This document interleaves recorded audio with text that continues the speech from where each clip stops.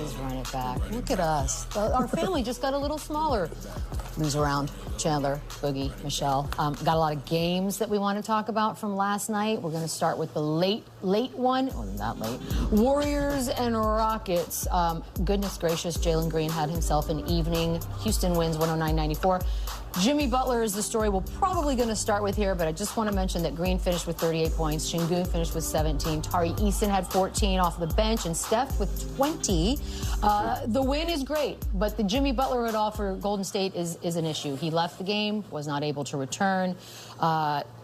Here's where we're going to get a little bit weird. Was this... Talk to me about what you're seeing here.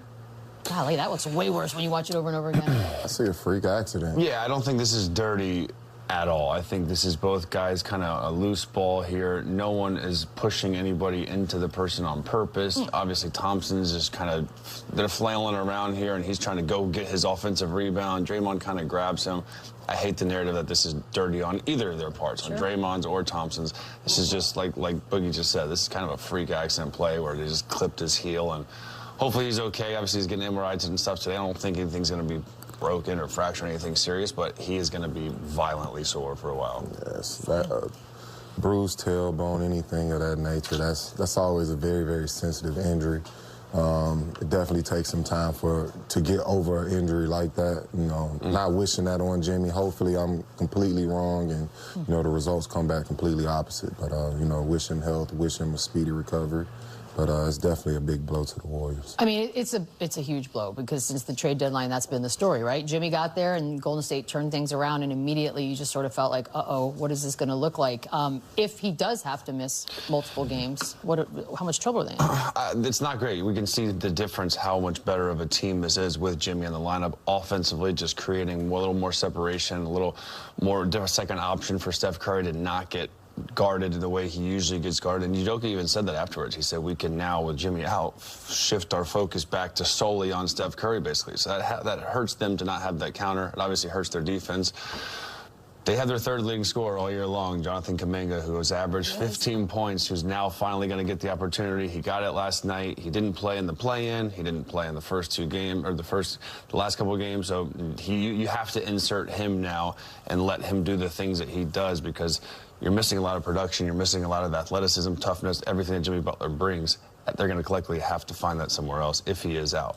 If he is out. I don't know if he's going to be out. This is something I think he could just manage, right? It's not like... It's a pain thing. And they do have the extra day. There's 2 days. They have 2 days off in between. That's great. So that's great for them. A lot of ice, a lot of cold tub, a lot of massage, but I hope it's nothing serious. Yeah, that was a scary fall, and, you know, obviously they're going to depend on their guys coming off the bench, guys like Kuminga of that sort. But my fear is, at this point in the season, do we feel like the Warriors have lost Kuminga because possibly confidence issues? I watched him play last night, and he didn't seem too confident. He kind of seemed like he was a deer in the headlights. He didn't really have a flow. It didn't seem like he was really meshing with the team and what was going on. Honestly, it felt like most of the lineups that Steve put in last night were just kind of scraping and scrambling for the most part in the game. So I did notice that, and it's a bit of a concern in my eyes. And how could he not be a little bit rattled? Well, you're not being, because, number one, he's a free agent this summer, and you don't want to have any bad, you know, talks about on your name. You don't want any talks about you competing or things getting in your head.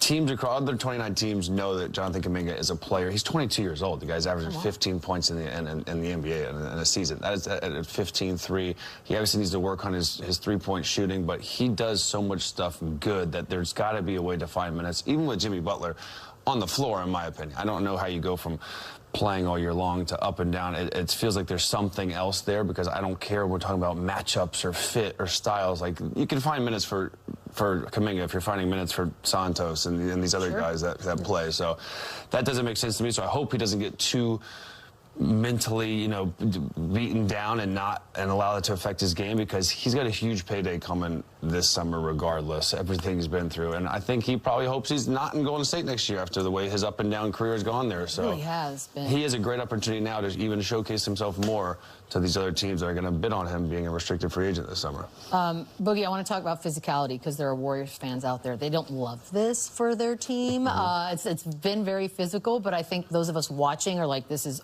awesome to see. Do they have a point? Are the Rockets too physical? What have you seen?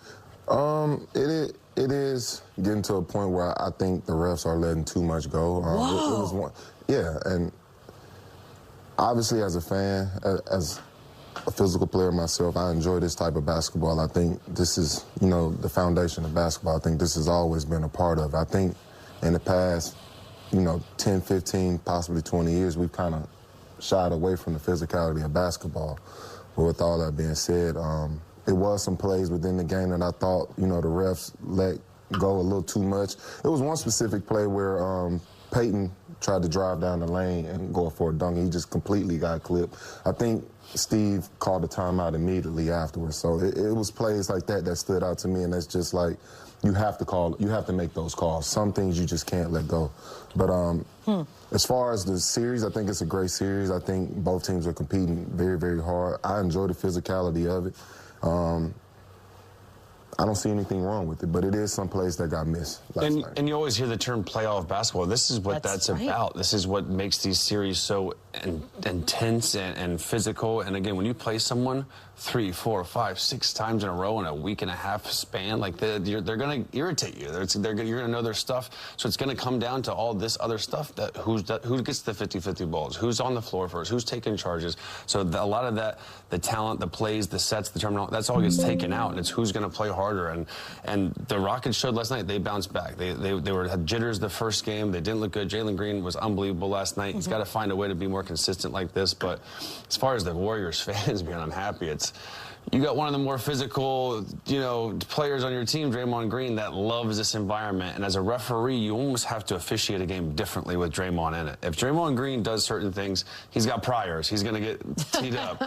If other guys do, like if Draymond Green did hit Porzingis in the face like that, it's probably a flagrant 2 and he's tossed, because of his reputation. So when you talk about the physicality and all that, Draymond Green is a huge part of that too. So there it is. Here we go. So you can't be mad at them when they do it, when other teams do it, but not when your guy's been doing it for 7, 8, 9 years. In fairness, he did turn away. So that's progress. That's progress. Let's wait. Can we talk Jalen Green for a second? By the way, there were so many Jalen Green, Steph Curry. It was fun to watch. All of it was fun to watch. It was great to watch. But the 38 points was amazing, and I know that the Warriors have been favored to come out of this series. But I got to ask you, Chandler, if we get that Jalen Green, this version, does it change your mind on who's winning? Yeah, especially with the uncertainty of Jimmy Butler, if he's going to be in the lineup, how Kuminga's going to respond. But this is the version that they need for Jalen Green. This is why they paid him. This is why they see him as a future, building block of the dynamic duo with Sengun. He still is a little inconsistent. He still gets a little erratic and takes some bad shots. But look at those numbers from game 1 to he was 3 for 15 game 1.